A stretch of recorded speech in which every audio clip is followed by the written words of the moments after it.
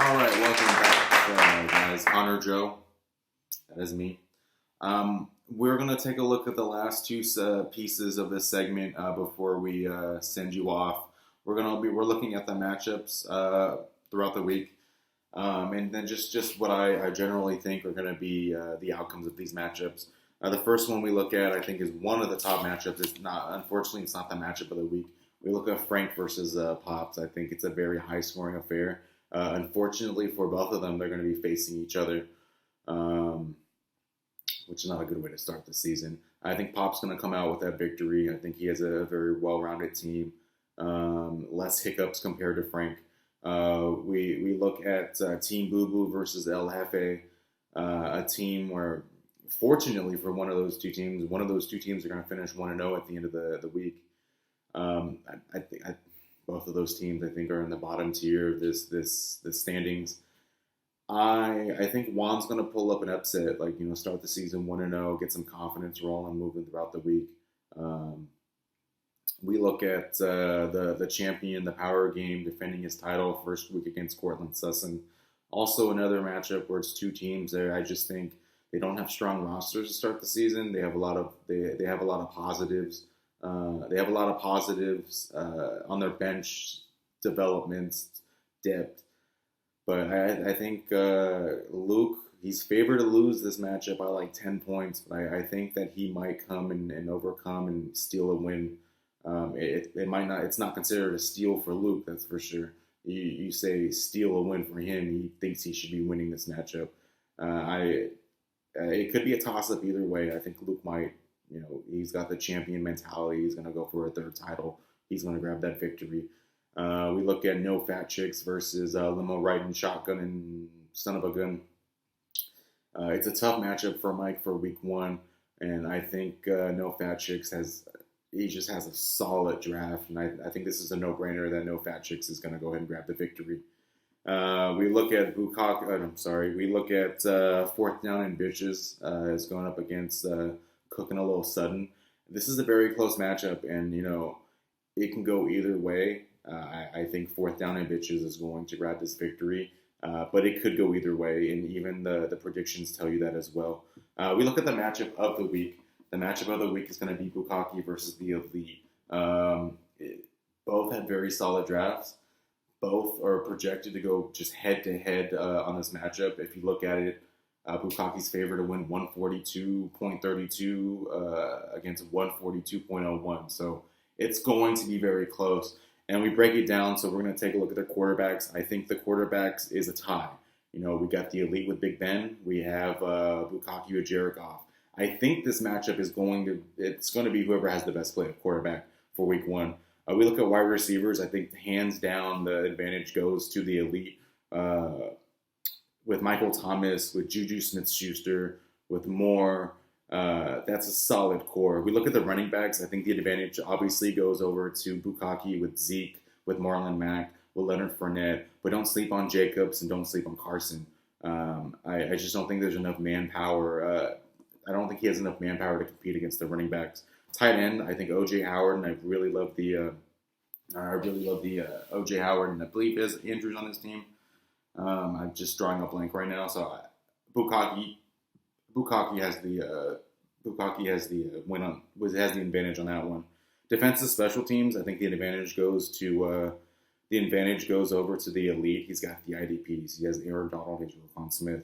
But at the end of the day, I think Bukaki is going to be the one that's going to grab this victory.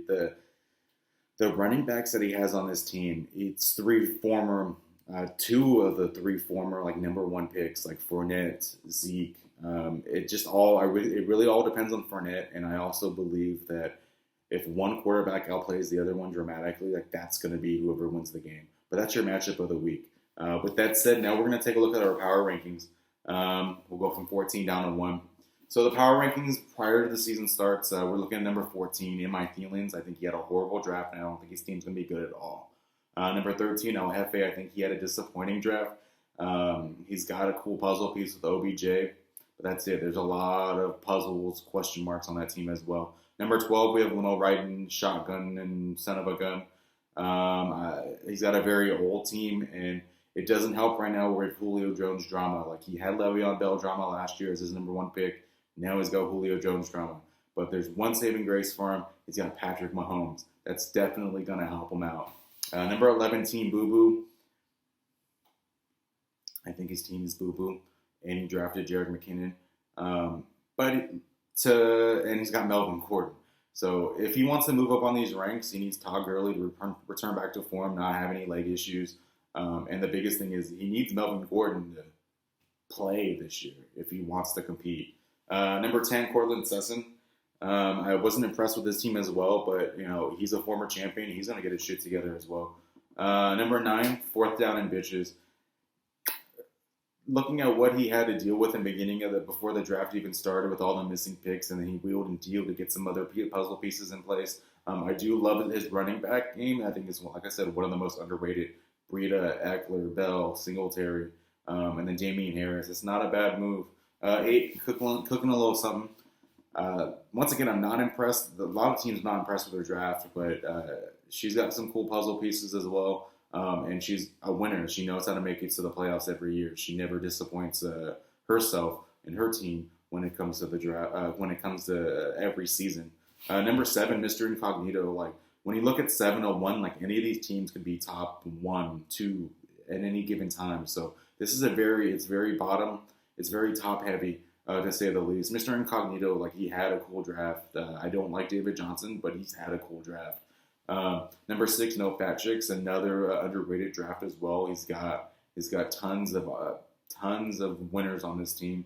Number 5, Bukaki, a great draft. And the common theme is when you look at a lot of these, the ones on the top are the ones who traded and tanked last year.